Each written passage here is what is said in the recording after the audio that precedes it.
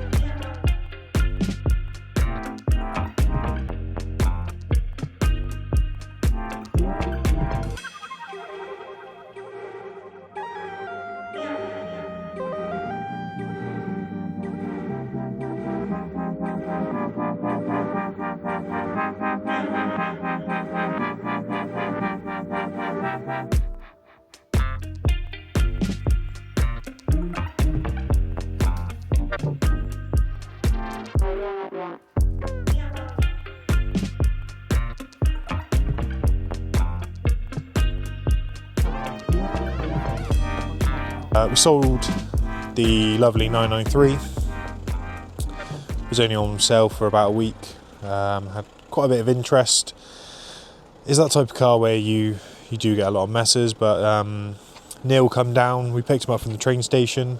Lovely chap.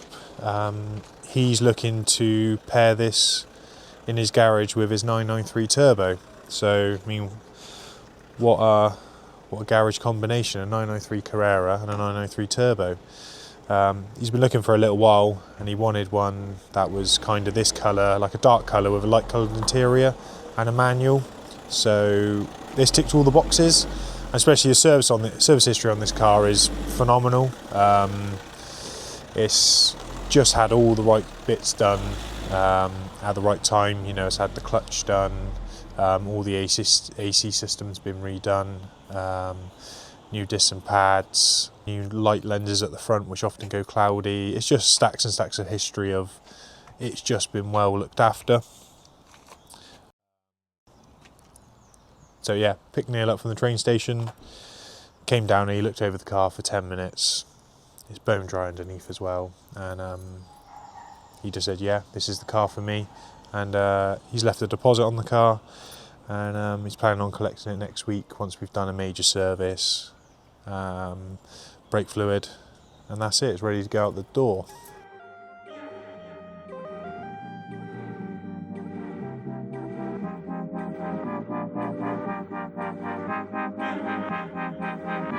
Ben's been busy today as well. Ben went off and pictured the Fiesta ST, so that'll be online today, later today, tomorrow. We had Sam's 991 Carrera 4S arrive, sadly, with quite a catastrophic failure. It's got turbo failure, which is quite common on the 3-litre turbos. He's been driving it around over last summer, left it stood up over winter. It seems to be blowing a lot of oil on boost. So we've got Sam's engine to get out, send the turbos off, see if they can be repaired. If not, it'll be a brand new set of turbos. And also coming in later today, we just bought a GT4 off a customer, Harrison's GT4. He's moving on to a GT4 RS, lucky chap, and instead of trading it in with Porsche, he's offered it to us, so we said yeah, we'll have that because it's a really nice car. So you will be seeing a white GT4 coming into stock shortly, and that's about it for the end of Tuesday, and we'll give you a bit more rundown over the week as we get on.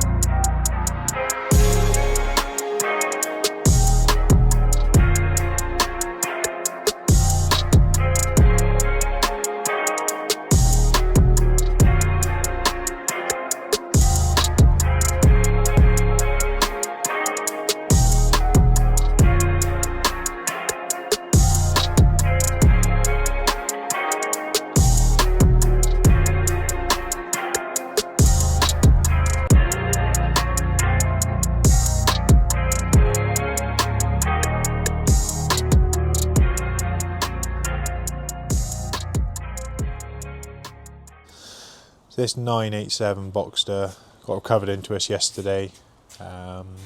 Customers complaining it's losing a lot of water and a fuel smell. So couldn't run the car up, leaking too much water. Got it on the ramp. Clearly see that the water pump was dripping out excessive amounts of coolant.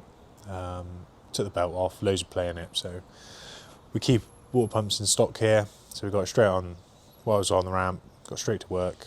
Got the water pump off, changed it, bled all the coolant system, and we got looking at why there was a smell. The customer said a fuel smell, we weren't quite sure. Ran it up and we couldn't really smell anything. There was no evident fuel smell. We checked the fuel cap, checked for visible leaks, nothing that we could see.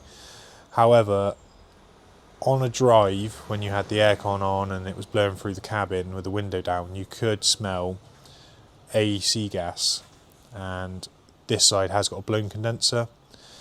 So putting two and two together, I think that's what the customer was smelling coming into the cabin, was the AC gas, which you don't really want to inhale because it's toxic.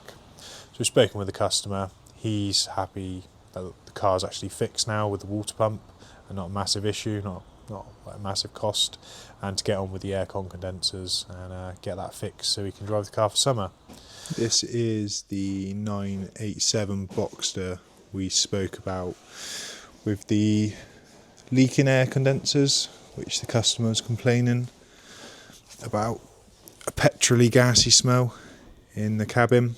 And as you can see here, there's a leak. It's leaking a little bit on the other side, but the majority of the leak is this side. And you can also see the amount of debris behind the AC condenser, sandwiched between the AC condenser and the radiator. So we'll clean and blow that all out, so it doesn't rot the radiators anymore. First time we've seen this car. Normally we, on a service, will recommend to clean out take out all the leaves from the ducts, stop any debris over the winter months corroding and causing damage to your radiators.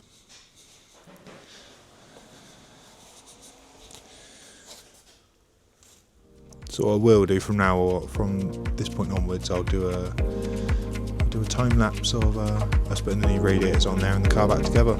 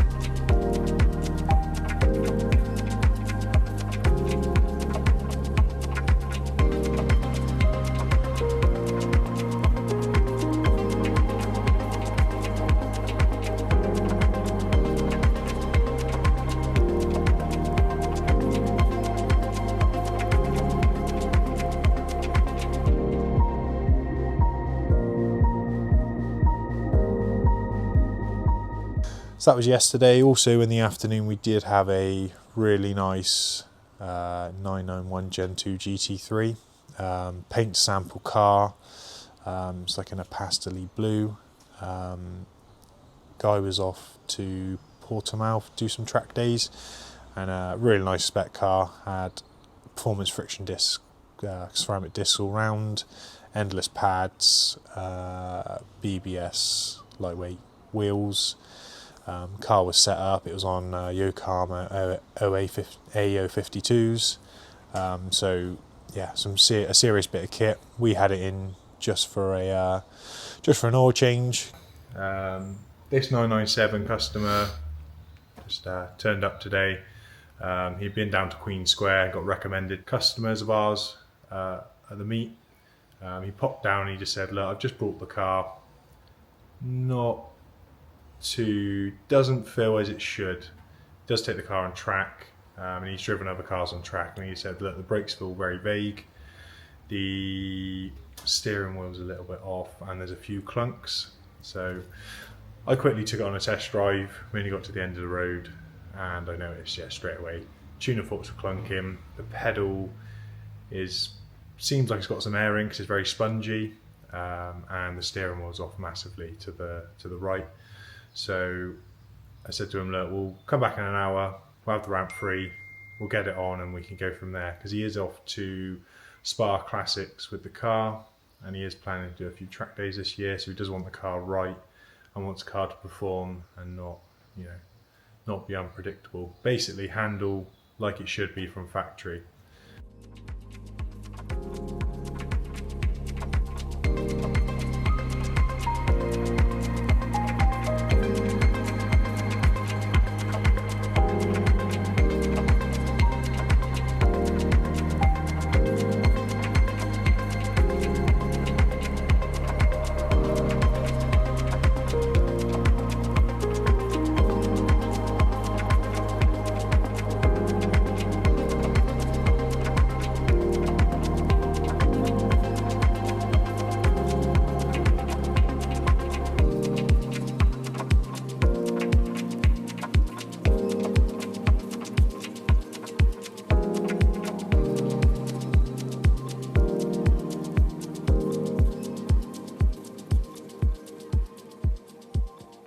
So I'll walk you through a bit of a list on the car, and I'll walk you through all the bits that we found wrong. A few advisory bits as to be expected on this car, which we'll let them know about, but we'll say just keep an eye on them. So top of the list, first thing we spotted was the suspension. It's in okay condition, some components, but the upper dog bones are starting to split and perish on the